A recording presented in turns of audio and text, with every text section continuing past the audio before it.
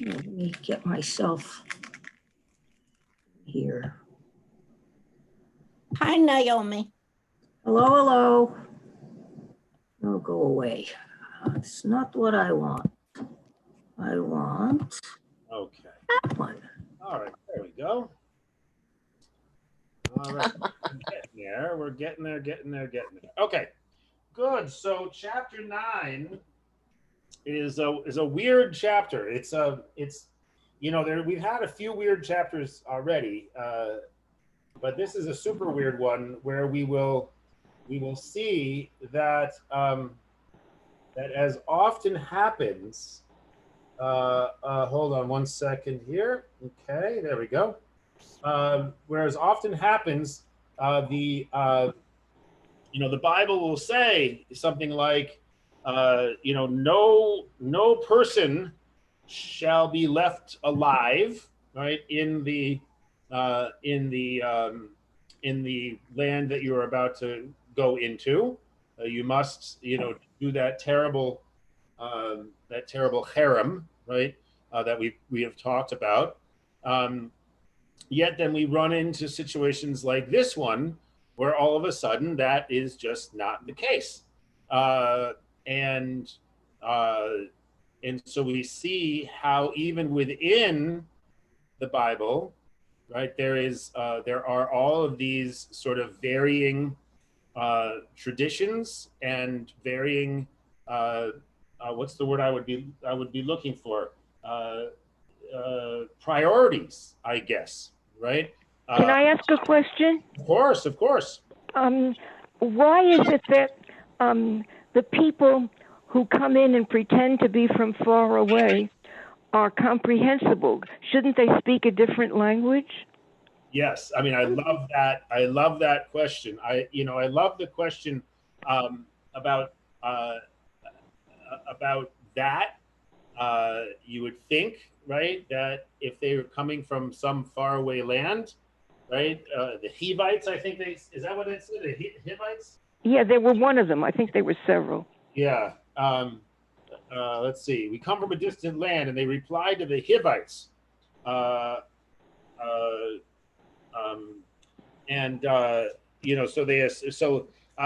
I assume this might be sort of a disappointing response, Phyllis, but I assume that there was probably always assumed in these stories that there was somebody who could do the translation, right? Yeah. That there was always some sort of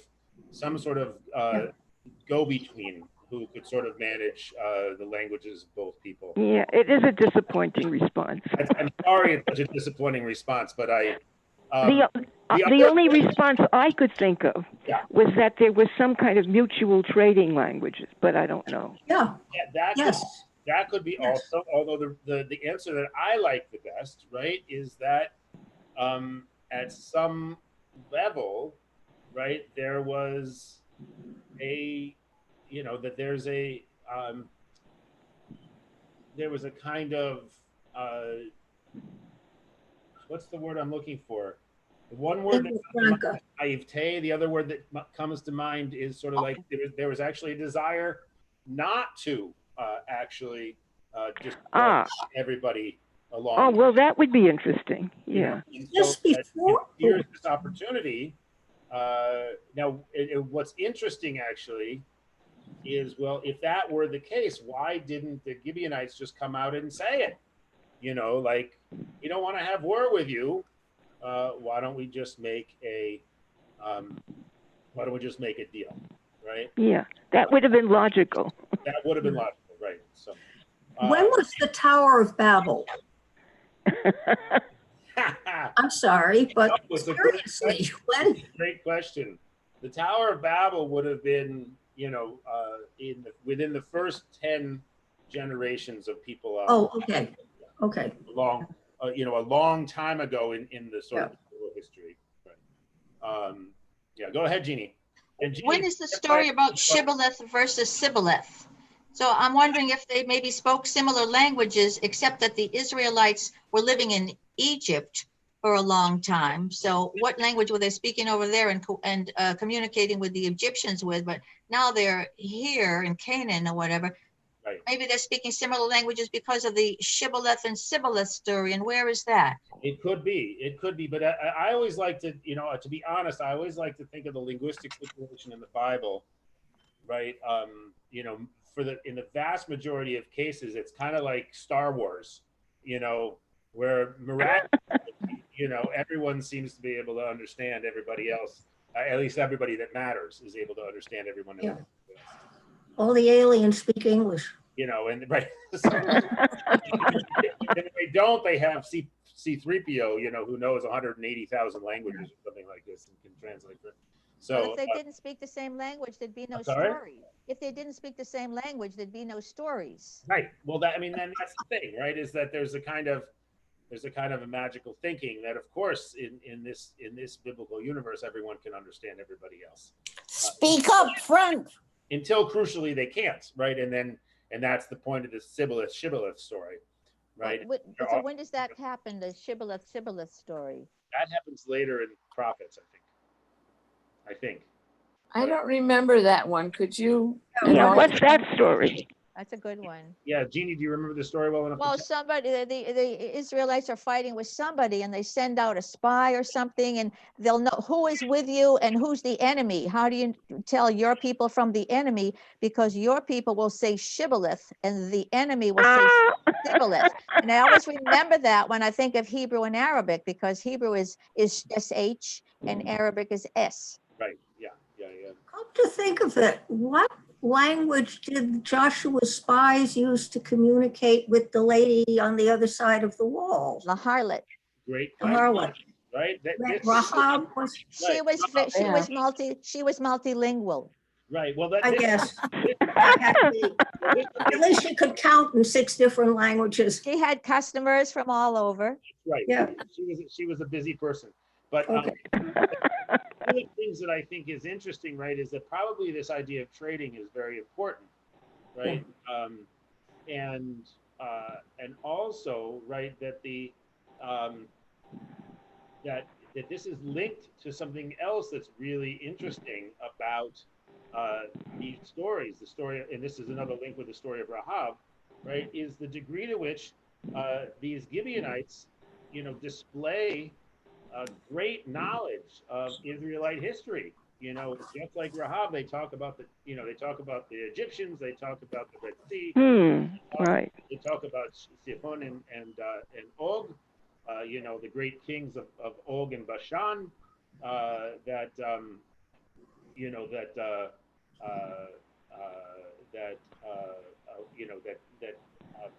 Speak up front. You can't hear me, Sandy? All right, let me. Not so well. Sometimes, and then if you're going back, Sandy, Yeah, it might help you. I have headphones in my ears, and it helps me to hear a lot. Maybe you could get some good, headphones. I come from a completely different perspective, and if he speaks, I'll hear him. All right, give me 1 second. I'm going to switch to the phone. I'll be right there.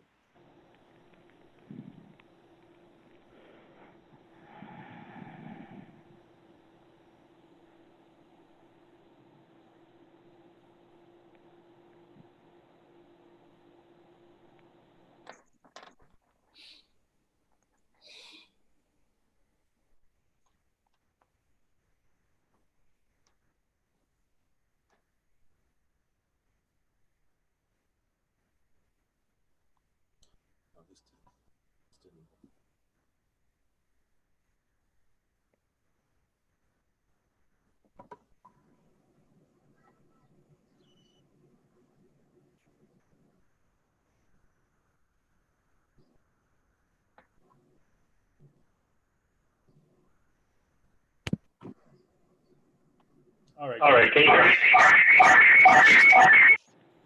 Wait, what happened? Oh, God. Technology makes our lives easier. Technology makes our lives easier. Technology. But you have to know how to use it. Why? No, I can't hear you at all. We can't hear you at all. Because he's muted. Rabbi, you're muted. That's right. That's why we can't hear you. But what happened on the phone? I thought I was on the phone, but I did. Excuse me one second. I'll be right back.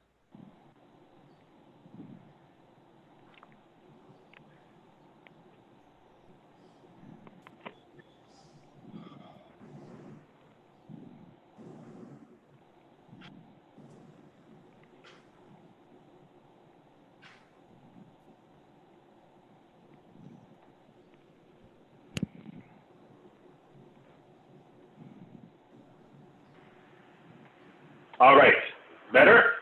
Yes. Much. Yes. Okay. All right. So yeah, I realize that I need to invest even more money into my technology so that I can do my job. I have this ancient set of. Oh no! Now we're doing this. Oh boy! All right. Are we okay? Yes. Yes. Okay. We can hear you. I have this ancient set of earphones that it only seems to work sometimes, but if they're working now, that's good. But the amount of money I've spent on technology for this Zoom thing is crazy. All right, so now I completely forget what I was saying. Oh, we were still talking about language, I think, right? So and knowledge, right? That these guys have this incredible knowledge of Israelite history, and to sort of think about, well, why would they have all this knowledge? Sort of like what Rahab says. How does she have all this stuff? And what, and I'm not necessarily asking it from the point of view of like, how is it possible and, is it plausible? I'm more asking, what does it mean from the point of view of the writer? Why would the writer of this chapter of Joshua want to posit that these people know so much about the Israelites' God? Yeah, go ahead, Jeannie. Jeannie, I just want to tell you that I have a really hard time seeing you. So if you could either put a light on in front of you rather than in back of you, or use the hand raising function on the computer, because I'm afraid that I'm gonna miss you. Oh, okay. Because it magnifies the glory of God. His fame has traveled far and wide. Yeah, right. His power. He's Right. Everybody knows. They fear the Right. Lord. We heard about what happened to the Egyptians. Right. Exactly. May And I I think it's so. May I Yeah, please. suggest an alternate interpretation? Of course. Maybe the writer wants to point out that the Israelites were too gullible, and they should have realized that if these guys knew all about them, they were probably from closer by. Right. Yeah. I mean, or a variation on what Phyllis is saying, right? Which is that it's not just that they're gullible, but they're also ready to hear what they want to hear. Right. The guys say, "Oh, we've heard it all the way in Asia, about how cool your God is," and and Joshua and his minions are so flattered. You've heard of our God? We're that important, So, so there's so that could be also. So let's have a look at the text, and we'll see that. I think there's a lot of really interesting stuff here. So let's see what we end up with. That's not a very interesting thing. That's not a very interesting thing. Nice. There we go. Okay, there we go. Okay.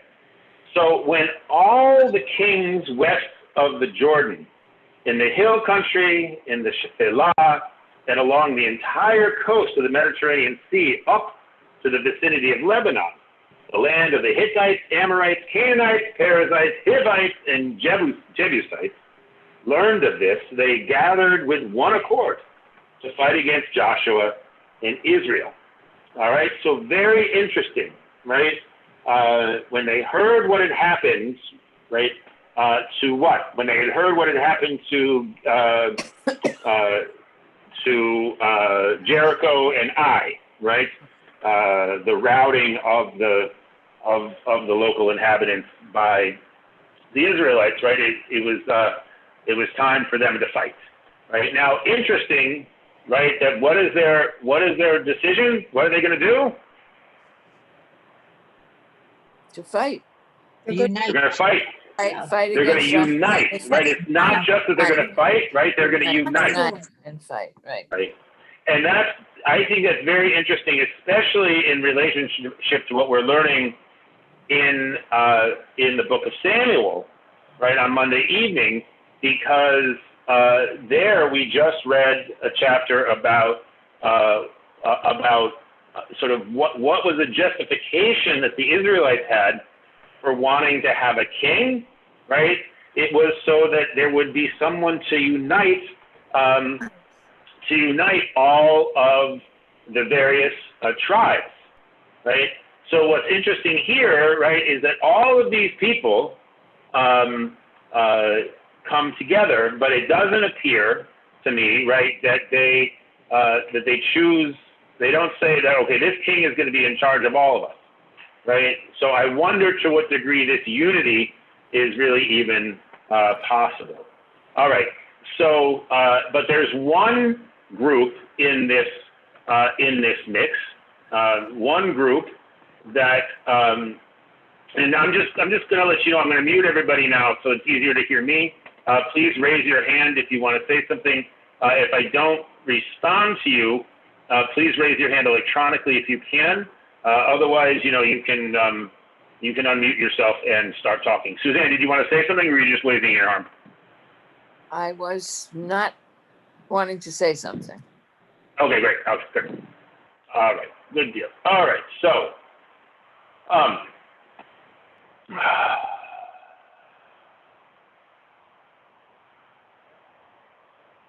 right.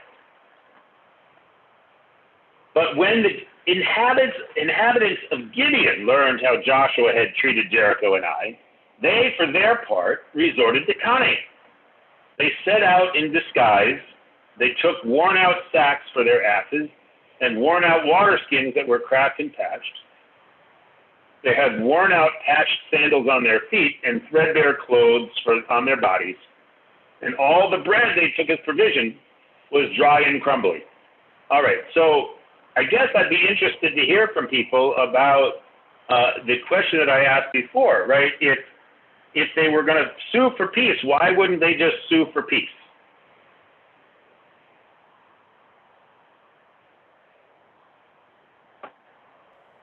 Go ahead, Jeannie. You can just unmute yourself. Yeah.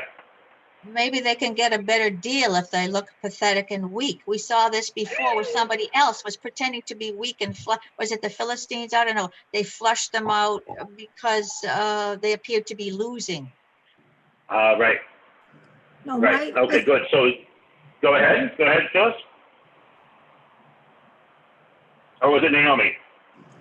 Well, the use of the word cunning seems to indicate that they thought they could maybe make a deal, infiltrate and fight from within. The use of that word implies Yes. they're up to something that is not totally above board. Right. That did occur to me. That it's a very, at least in English, it's quite a loaded word. Let me look in. Let me look in.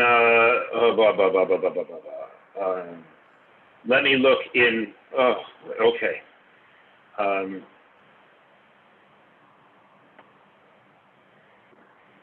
We'll look in the book of Joshua, and we'll figure out what that word is. Okay, so Vayasu gam hema ba'orma vayelchu vayitayaru. I don't know. Arum. That's interesting. So the orma. So arum is the same word that is used to describe the snake in the Garden of Eden, right? So that's how cunning they are, right? The snake in the Garden of Eden is the most cunning of all creatures, right? So the Gibeonites appear to be the most cunning of all people in the land of Canaan. So that really is a loaded word, Naomi. You're absolutely right.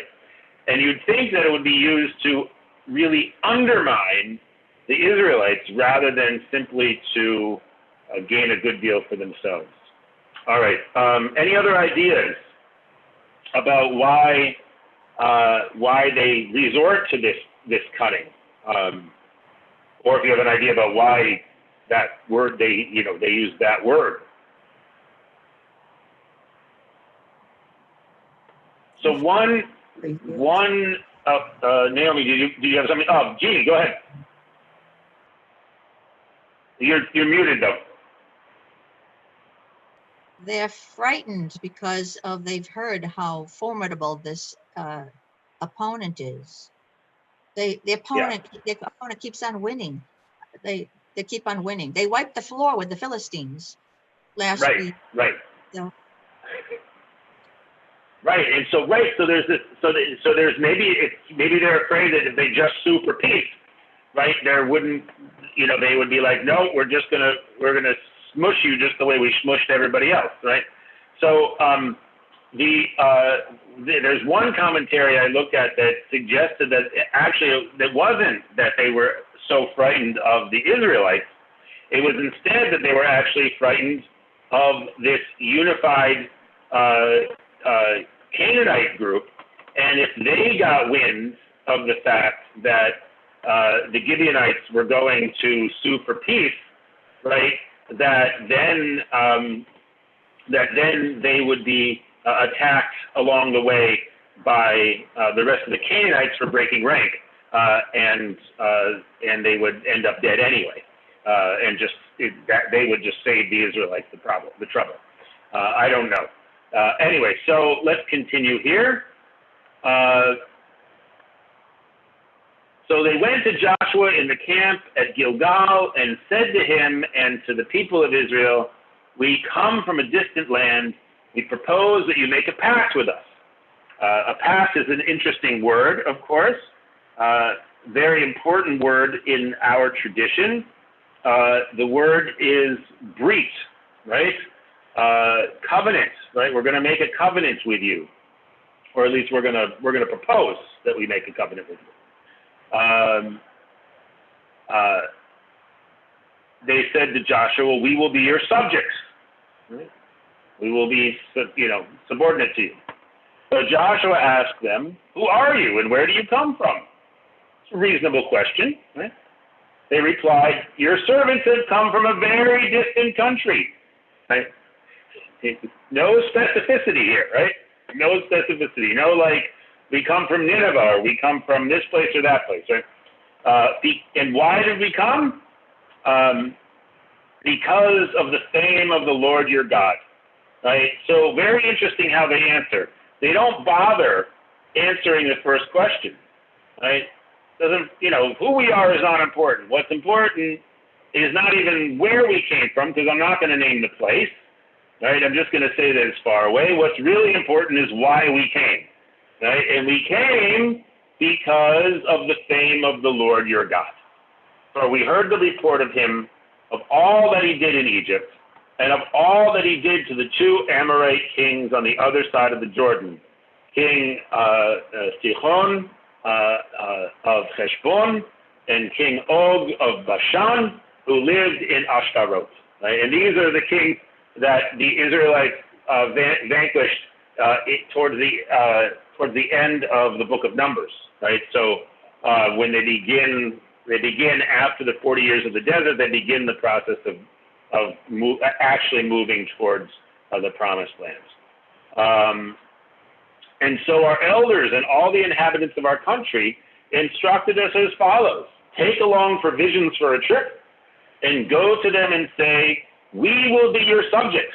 Come make a pact with us. This bread of ours, which we took from our houses as provision, was still hot when we set out to come to you. See how dry and crumbly it is? They're laying it on, I think, a bit thick. These wineskins were new when we filled them, and see how they have cracked. these clothes and sandals of ours are worn out from the very long journey. The men took their word. Now, very interesting, right?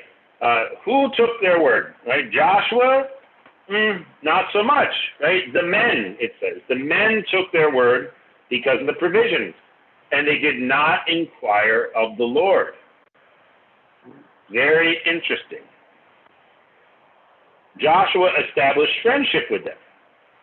He made a pact with them to spare their lives, and the chieftains of the community gave them their oath. So the chieftains of who? Which community?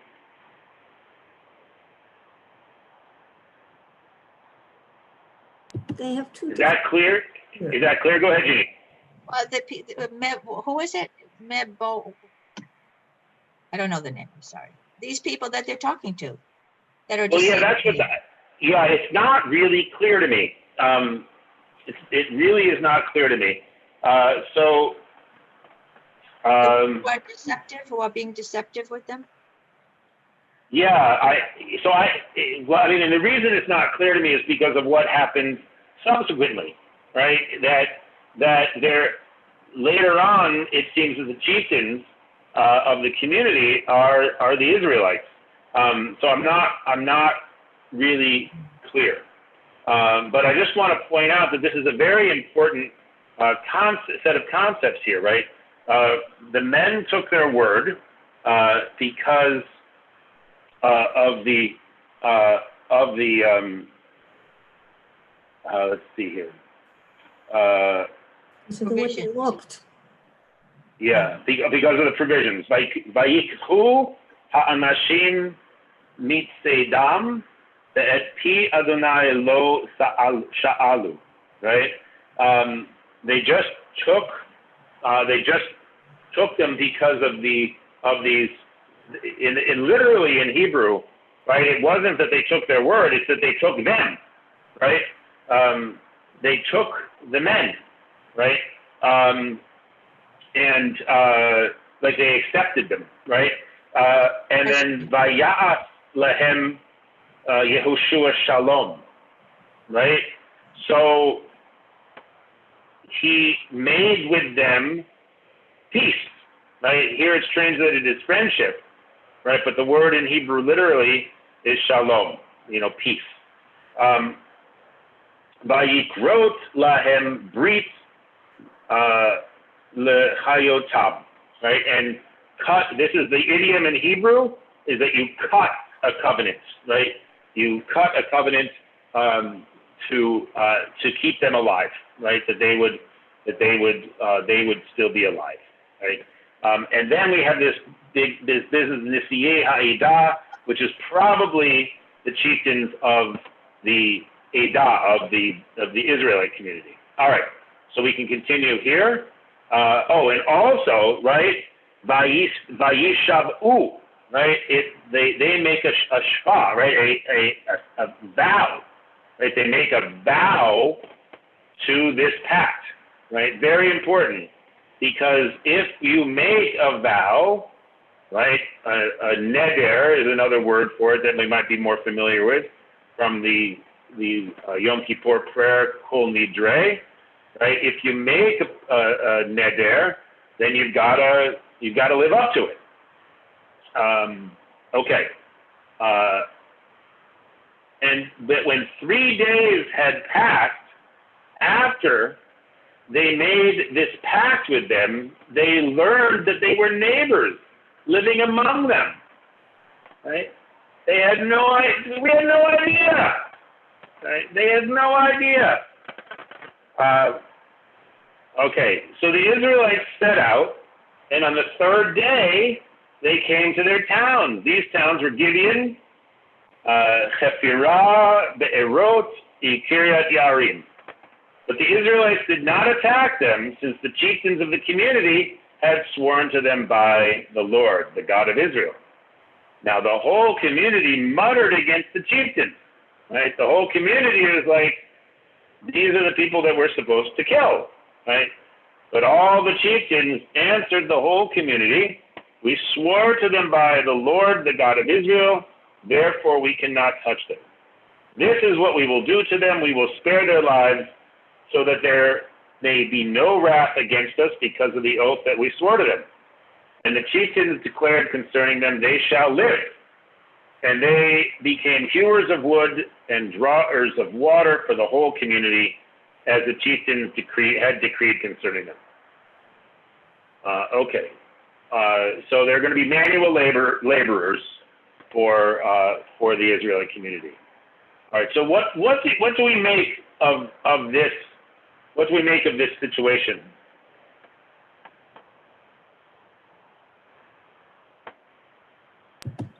Go ahead, Suzanne. Well, so far it sounds like it's going to work out well.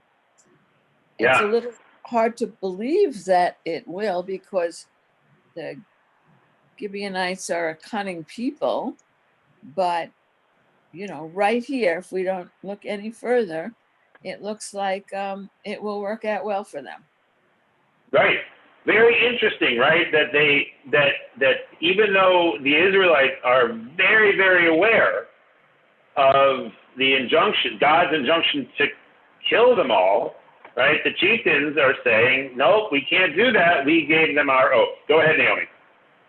Well, in that part of the world at that time, and other parts at other times, there were the two options of one, you slaughtered the people that you had conquered, or second, you made slaves of them.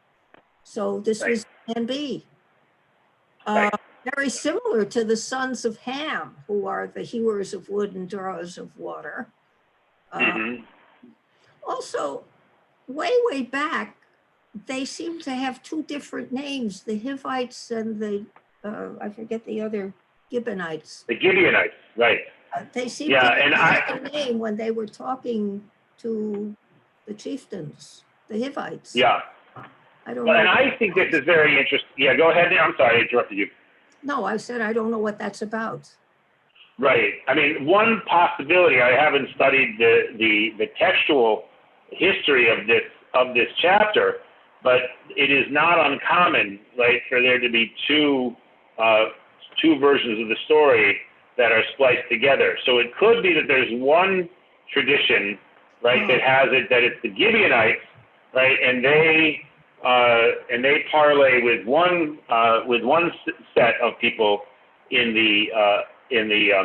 among the Israelites, and then there's another tradition where it's the Hivites, and they parlay with the other ones, which was going to be my next question. But before I get to that one, Suzanne, go ahead. Two things. One is Connie was raising her hand and not being recognized, and the second thing is that so far this piece looks like it's fine, but it can't work out well because they went against what God wanted. Yes. Okay. So that's sort of the elephant in the room here, right? This is sort of the voice of the community, right? The voice of the community is, wait a second, we're supposed to attack everybody in Canaan without mercy. We're not supposed to leave anybody around. And now, chieftains, you're turning around and telling us that we've got to let these, whether they're Gibeonites or Hivites, whatever they are, you're telling us that we need to let them live, right? And so you're raising a very important point, Suzanne. Connie, now the thing is, Connie, that I can only see in front of me right now, I can only see Jeannie, Naomi, and Suzanne. So if it's impossible for you to raise your hand electronically, then you'll have to make sure that you wave your hand wildly enough so that you get Suzanne, Naomi's, or Jeannie's attention, and they can alert me to the fact that you're raising your hand. So go ahead, Connie. Just make sure you unmute yourself.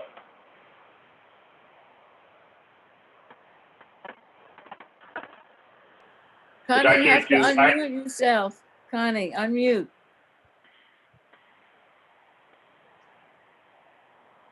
You're not unmuted.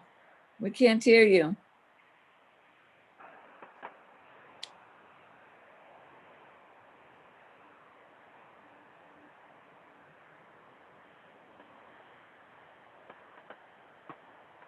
Connie, can you hear us?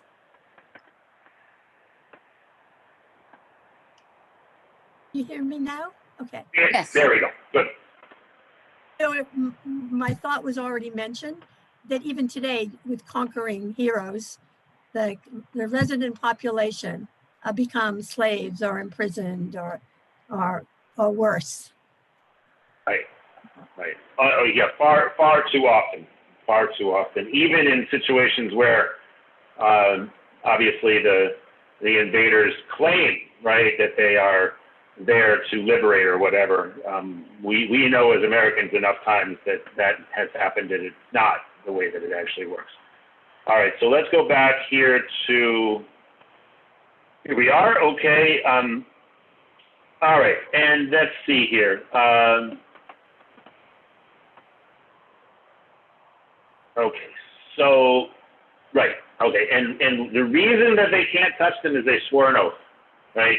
And so, and this, I think, gets to a little bit, before we continue, right, this gets, again, to what Suzanne was saying, right, that when presented, and this is a very common situation in Judaism, so I can't imagine that it's not very common in other religious traditions as well, right? You have a contradiction, right? On one hand, God has made it exceptionally clear that all Canaanites must die. On the other hand, it is exceptionally clear, right, that you can never go against an oath that you've made, right? That will bring down the wrath of God on you, right? So the Israelites are stuck, right? If they violate the oath and they harm the Gibeonites, the wrath of God will come down upon them. If they leave the Gibeonites to live among them, right, then they will not be following God's commands, putting themselves in an awkward position at the very least, right? So these types of dilemmas happen all the time, right, in religious traditions, and so this is just an early one, right? And the decision here is, well, we can't go against the oath that we made, so we'll have to find some way of indicating, right, that that these folks are somehow that they are the folks that we were supposed to destroy, but we didn't because we made an oath against, despite we made an oath without knowing it. All right, so now, very interesting, right? Now we have Joshua goes through this whole thing, right? Joshua summoned them and spoke to them thus, why did you deceive us and tell us you lived very far from us when in fact you live among us? All right, so I mean, why is Joshua even surprised? Why would he even ask this question?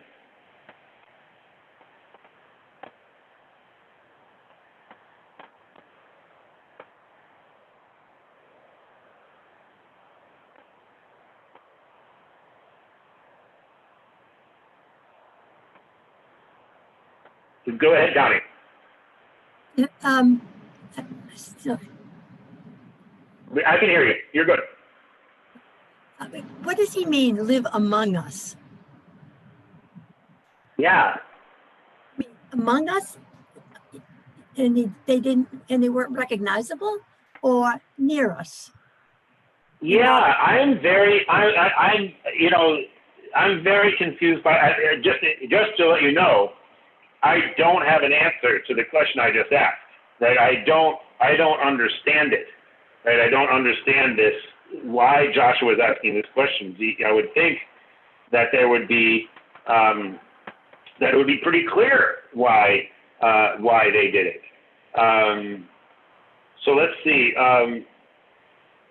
Okay, Atem b'kirbeinu yoshvin, right? You settle, right? Your settlements are with the kirbeinu, that you're among us. I mean, literally among us. That's what it says. So I don't know if that means that like Joshua is already thinking like, this is our land, and so you living here means that you live among us, or if he has another idea. But anyway, so he says, right? But be accursed, right? Your descendants, never shall your descendants cease to be slaves, hewers of wood and drawers of water for the house of my God, right? Which is also very interesting because I'm not sure that that's quite right. But meaning I don't know if that's also something that's legal. But I don't know. I could look into that. But they replied to Joshua, "You see, your servants had heard that the Lord your God had promised his servant Moses to give you the whole land and to wipe out all the inhabitants of the country on your account. So we were in great fear for our lives on your account. That is why we did this thing, and now we are at your mercy. Do with us what you consider right and proper." And he did so. He saved them from being killed by the Israelites.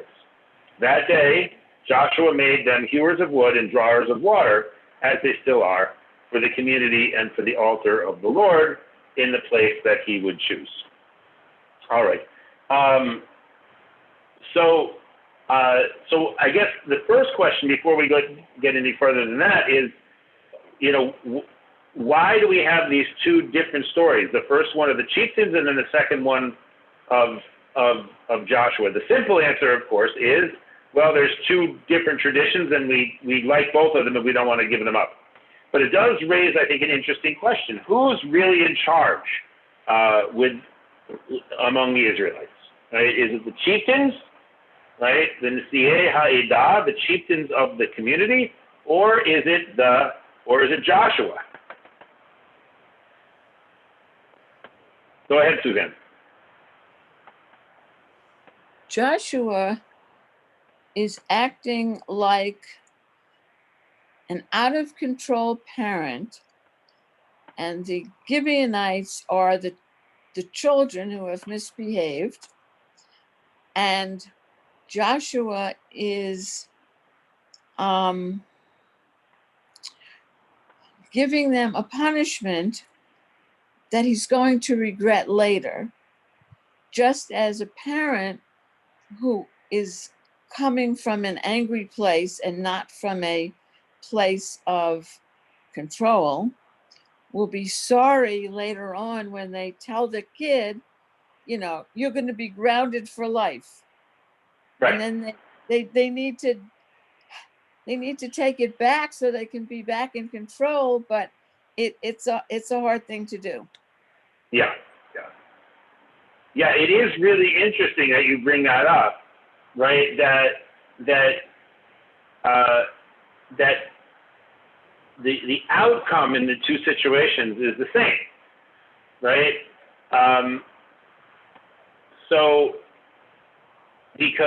But the chieftains come off, I think, seeming like they are much more in control, right? They say, "Oh, look, we made the oath. We can't do it. We can't." And they hold back the Israelites, right? Their declaration is, right, they shall live, right? That's the big declaration. And then there's a little coda saying, and they became hewers of wood and drawers of water for the whole community as the chieftains had decreed, right? It doesn't say that they're going to be that forever. It doesn't say that they can't ever join the community, right? It just says that, they become these sort of manual workers, right? But in Joshua, right, there's this rage that Joshua,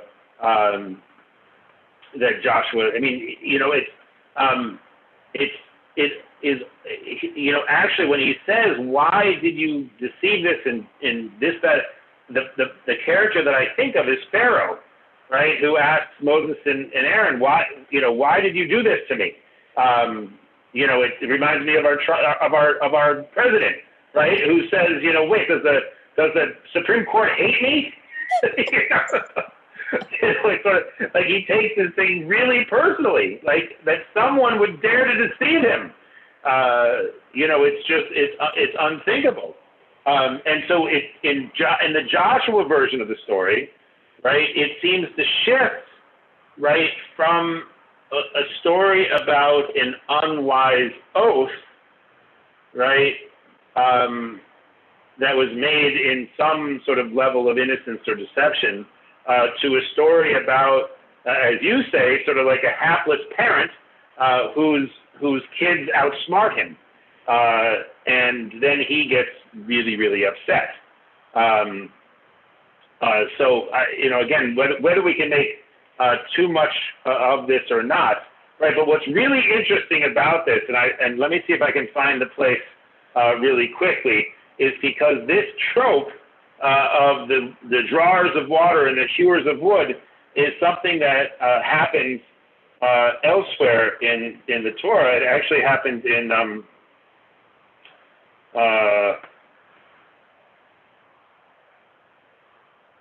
hewers of wood and drawers of water, 9:21. Yes, how about in Deuteronomy though?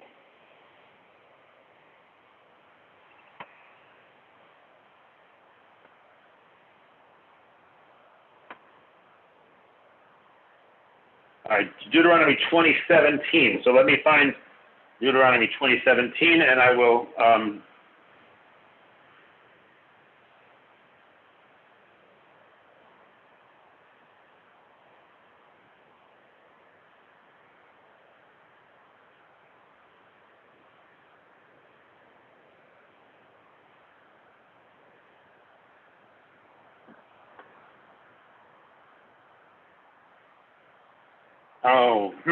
Doesn't seem to be the right one. Hold on a second. I'm sorry, I didn't have time. I just thought of this like right before we 29:11. Okay, maybe that's the right one.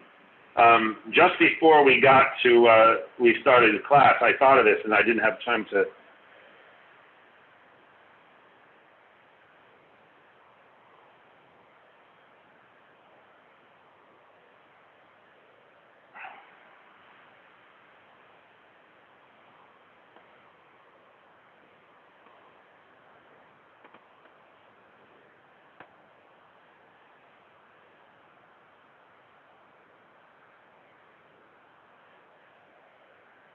There we go.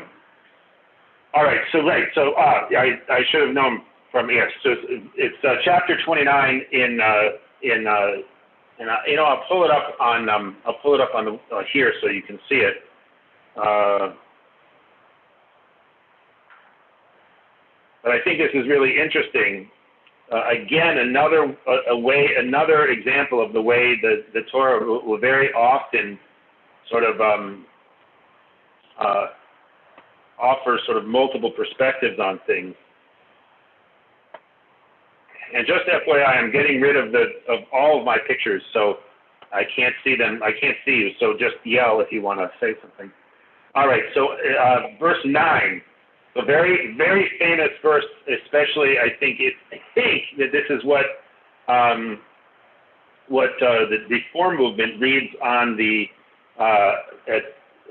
afternoon service on Yom Kippur, if I'm not mistaken. Atem nitzavim hayom kulchem, right? You are standing this day, all of you, before Adonai, your God, your heads, your tribes, your elders, and your officers, even all the men of Israel, your little ones, your wives. Again, right? Remember how important it is that there are these moments in the Bible of extreme egalitarianism, right? That everybody is here, right? The children and the women are here too, not just the men, right? And the stranger, right? The ger, right? That is in thy midst of thy camp, right? From the hewer of thy wood unto the drawer of thy water, that thou shouldst enter into the covenant of Adonai thy God and into his oath, right? Very interesting, actually. I hadn't known that was both there. The Brit Adonai Elohecha uv olato. I'm not sure about that. I'll have to check that out. Which the Lord thy God maketh with thee this day, that he may establish thee this day unto himself for a people, and that he may the Agad unto the Agad, as he spoke unto thee, and as he swore unto thy fathers, to Abraham, Isaac, and Jacob. Neither with you only do I make this covenant and this oath, but with him that standeth here this day before the Lord our God, and also with him that is not here this day, so on and so forth. For ye know how we dwelt in the land of Egypt, and how we came through the midst of the nations through which ye passed, and so on and so on and so forth. All right, so that on one hand, here in Joshua, to be the hewer of wood and the drawer of water is like it's like an insult. It's sort of like I don't want to mention any occupations on the assumption that they're insulting occupations, but these are not good, right? Joshua says that it's actually slavery, right? But in fact, right, when we read Deuteronomy, right, and much of the language of this chapter of Joshua is very Deuteronomistic, right? This idea that God will choose a place to reveal God's self, right? That's very Deuteronomic language, right? Deuteronomy says that actually all of these people are included in the brief, right? All of them, right? So go ahead, Suzanne. That's the language of Sinai. Those Yeah. who were here and those who are not here. Exactly, right? Which is this idea, right, that all Jews were present at Sinai, right? Even if they weren't at that point born, right? The soul of every Jew that ever was or ever would be, right, was present at Sinai, right? Including the water drawers, right? Including the hewers of wood, including the gerim, right? Including which in rabbinic, means that everyone who's a convert, right? That person's soul was also at Sinai, which is very interesting, right? So again, just again, we keep on bumping up against this, right? That there's this sort of way in which the Bible is, as I think Connie's book is talking about, is constantly subverting its own self, right? It subverts its own stories, making them ever more complicated. All right, so I'm going to unmute everybody. Last thoughts?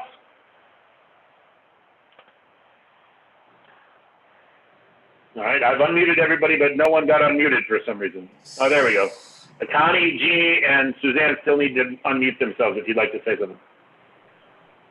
It's enough to make you an atheist. I'm sorry? It's enough to make you an atheist. Say more about that, Naomi.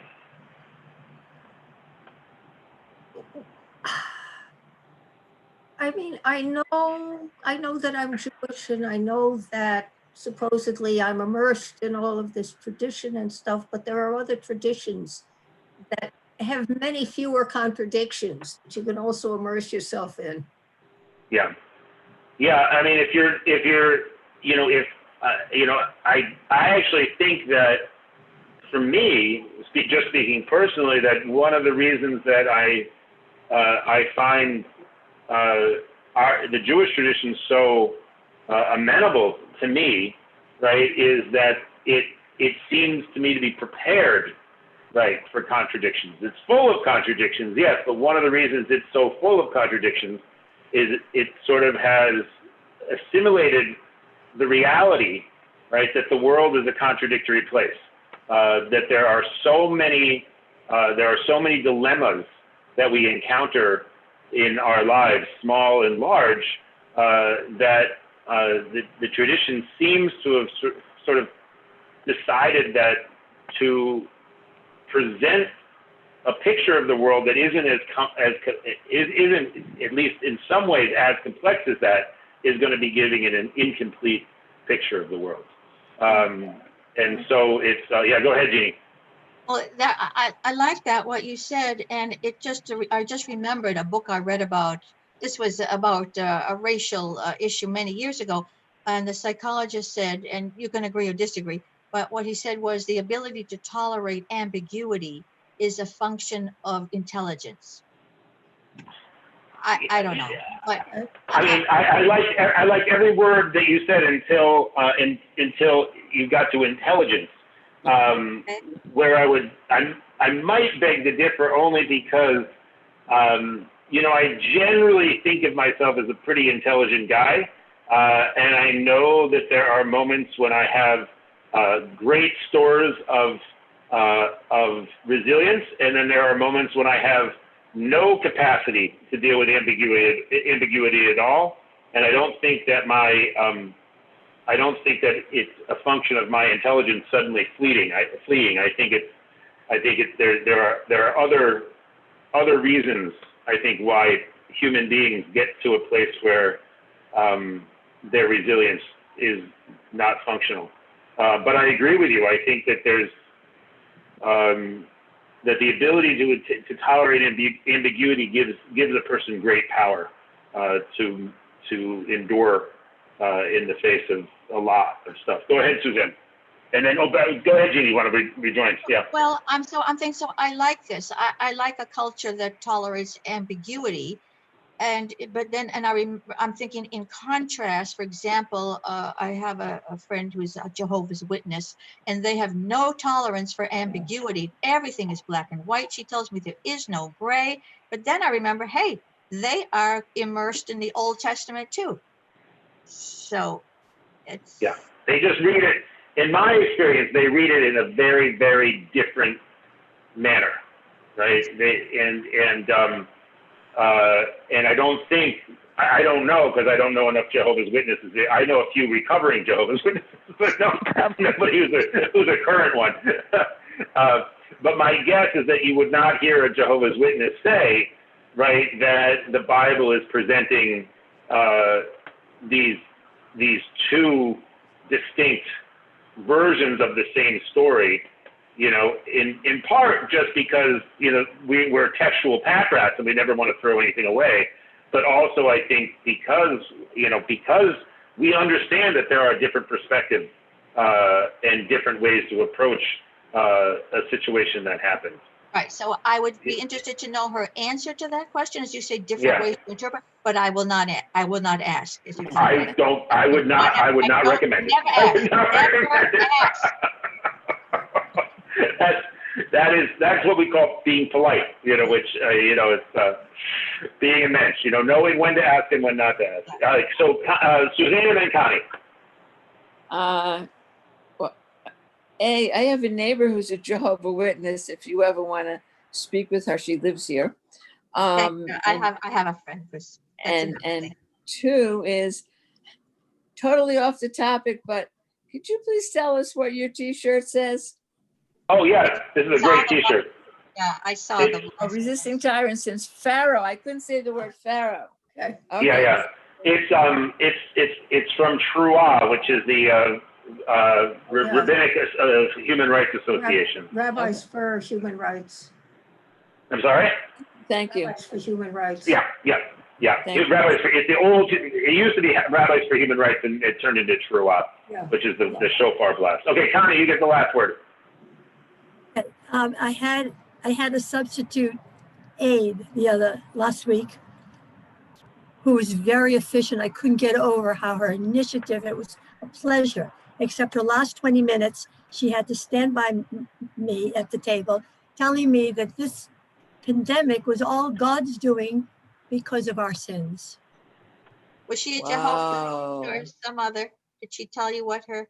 No, I don't know, but she was very impressed by all my biblical stuff that's hanging around and the artwork. And so she felt, I'm sure, the freedom to be able to say all that. You invited her commentary. Yeah.